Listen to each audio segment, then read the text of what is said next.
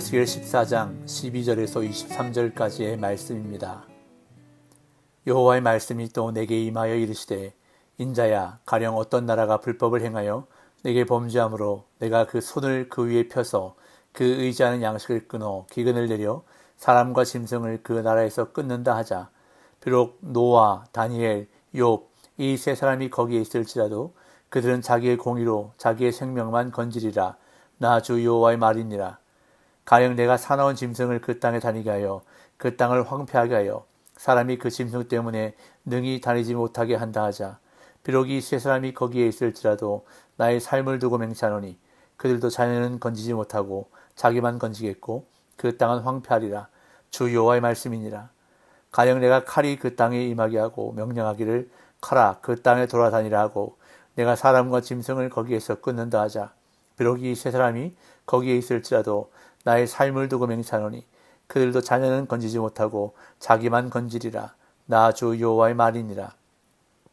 가령 내가 그 땅에 전염병을 내려 죽임으로 내 분노를 그 위에 쏟아 사람과 짐승을 거기에서 끊는다 하자.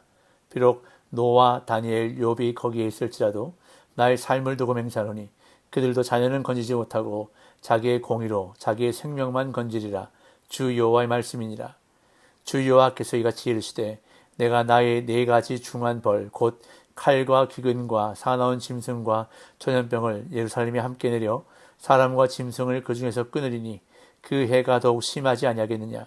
그러나 그 가운데에 피하는 자가 남아있어 끌려 나오리니 곧 자녀들이라.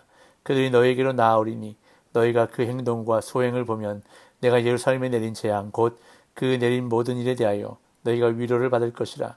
너희가 그 행동과 소행을 볼 때에 그들에 의해 위로를 받고 내가 예루살렘에서 행한 모든 일이 이유 없이 한 것이 아닌 줄을 알리라. 주 여호와의 말씀이니라. 아멘. 에스겔 14장은 우상을 의지하는 자들에 대한 심판을 선언하고 있습니다.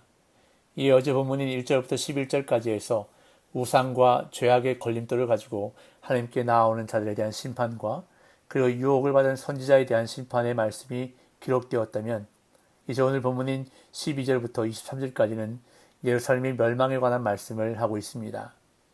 그 내용을 살펴보면 개인의 죄를 다른 사람이 담당하지 않고 개인 자신이 책임져야 한다는 것과 또한 죄를 범한 무리들 가운데 노아와 다니엘과 욥과 같은 의인이 있다 할지라도 범죄한 이스라엘 공동체에 임하는 심판은 결코 피할 수 없다는 말씀이 반복적으로 강조되며 기록되고 있습니다. 어제 본문에서 이스라엘의 장로들이 에스겔을 찾아와 하나님의 뜻을 물었을 때 하나님은 그들이 원하는 답변이 아니라 그들의 혼합 종교적 신앙에 대한 심판을 선언하시며 우상을 버리고 하나님께 돌아오라고 말씀하셨습니다. 그런데 본문에 언급되지는 않았지만 아마도 이스라엘의 장로들은 하나님의 심판이 임하면 자신들 가운데 있는 의인으로 인해 심판을 면할 수도 있을 것이라고 생각했던 것 같습니다. 이 하나님은 이러한 그들의 생각에 대한 응답으로 오늘 본문에서 네 가지 상황을 가정하여 제시하시는데 기근과 사나운 짐승과 칼과 전염병의 상황을 가정하여 심판을 선언하십니다. 먼저 첫 번째 상황인 기근을 통해 양식이 끊기는 심판이 임할 때 아무도 그것을 피할 수 없는데 비록 의인들이 그 땅에 있다 해도 그들은 공동체 전체를 구원하지 못하고 자신들만 간신히 살아남을 뿐이라고 말씀하십니다. 12절에서 14절입니다.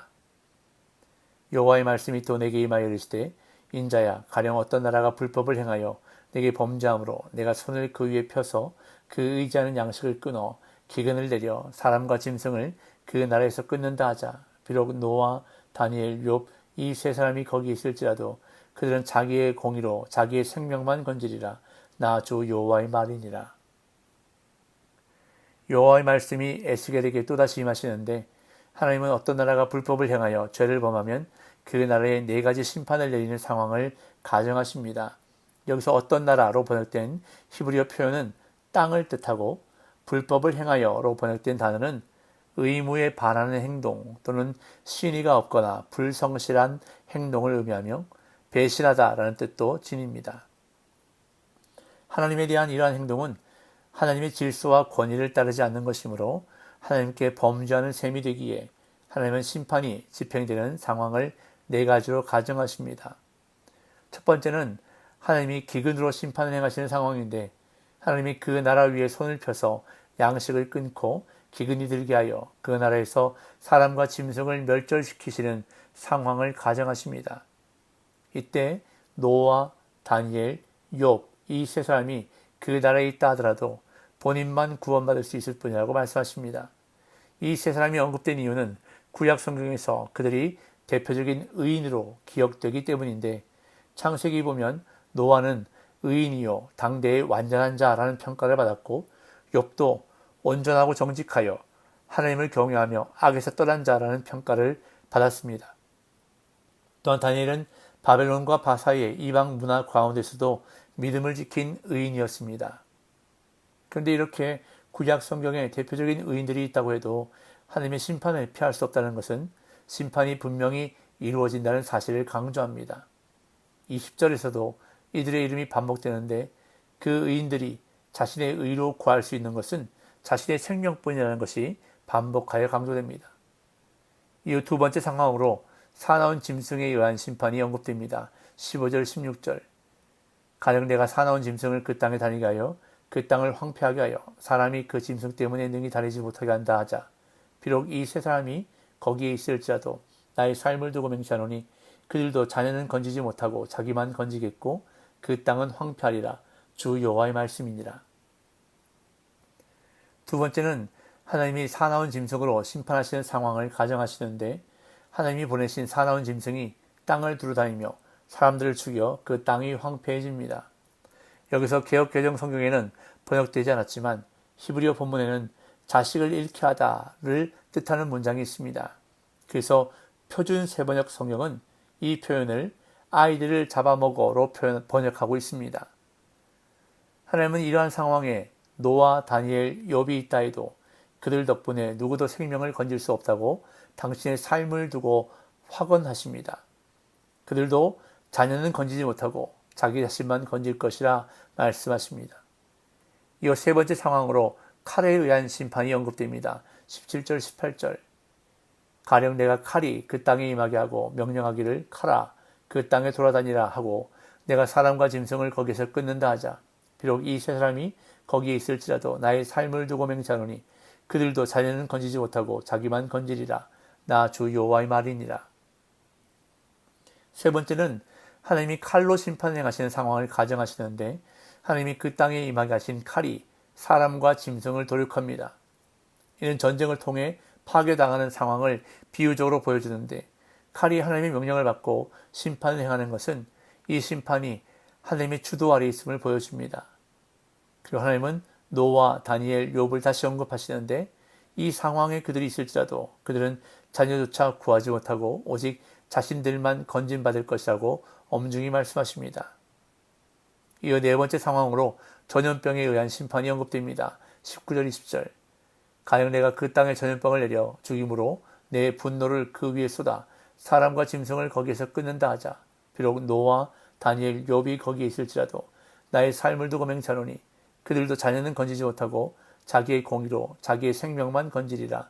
주 여호와의 말씀이니라. 네 번째는 하나님이 전염병으로 심판을 행하시는 상황을 가정하시는데 사람과 짐승을 함께 멸절 대상으로 언급하는 것은 이 심판이 총체적이며 완전하다는 것을 의미합니다.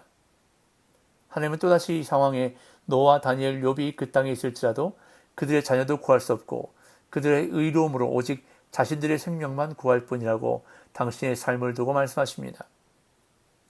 이 하나님은 이 네 가지 심판을 예루살렘에 내리겠다고 선하십니다. 21절 주 여호와께서 이같이 이르시되 내가 나의 네 가지 중한 벌 곧 칼과 기근과 사나운 짐승과 전염병을 예루살렘에 함께 내려 사람과 짐승을 그 중에서 끊으리니 그 해가 더욱 심하지 아니하겠느냐. 하나님은 네 가지 과정된 상황을 예루살렘에 적용해 물으시는데 칼과 기근과 사나운 짐승과 전염병을 예루살렘에 내려 그곳에서 사람과 짐승을 멸절시킨다면 그 결과에 대해 더 말할 필요가 있겠느냐는 반문입니다. 다시 말해 죄를 범한 사람은 누구도 죽음의 심판에서 결코 생명을 구할 수 없으며 다른 의로운 사람 덕분에 심판을 피할 수 있다는 생각조차 하지 말라는 뜻인데 이는 예루살렘의 완전한 파멸을 확언하는 것과 같습니다. 그러나 하나님은 그 가운데서 예루살렘의 생존자들, 곧 자녀들을 남겨두겠다고 말씀하십니다. 22절, 23절. 그러나 그 가운데에 피하는 자가 남아있어 끌려 나오리니 곧 자녀들이라. 그들이 너희에게로 나아오리니 너희가 그 행동과 소행을 보면 내가 예루살렘에 내린 재앙, 곧 그 내린 모든 일에 대하여 너희가 위로를 받을 것이라. 너희가 그 행동과 소행을 볼 때에 그들에 의해 위로를 받고 내가 예루살렘에서 행한 모든 일이 이유 없이 한 것이 아는 줄을 알리라. 주 여호와의 말씀이니라.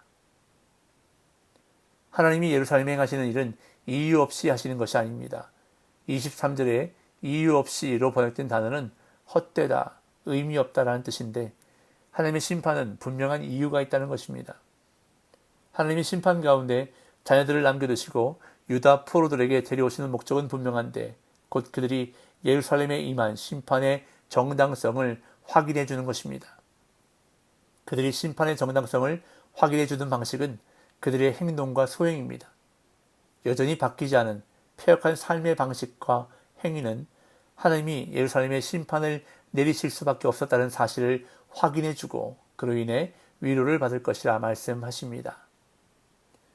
오늘 본문에서 하나님은 노아, 다니엘, 욥과 같은 의인일지라도 심판 때 자기 목숨만 구할 수 있다는 말씀을 반복하며 강조하십니다. 이처럼 구원과 심판은 철저하게 개인적입니다. 아무리 신앙이 좋은 부모의 자녀라 할지라도 그 부모의 신앙으로 자녀가 구원받을 수 없습니다. 아무리 신앙이 좋은 사람들과 함께 있어도 영적으로 깨어 스스로 노력하지 않으면 아무런 유익이 없습니다. 그렇기 때문에 오늘도 우리는 하나님 앞에서 몸부림치는 것입니다. 정결하고 의롭게 살기 위해서 내 믿음과 내 신앙을 바로 세우기 위해서 몸부림쳐야 하는 것입니다.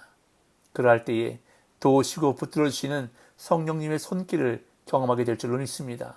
그러한 은혜가 있는 복된 날 되시기를 예수님의 이름으로 축복합니다.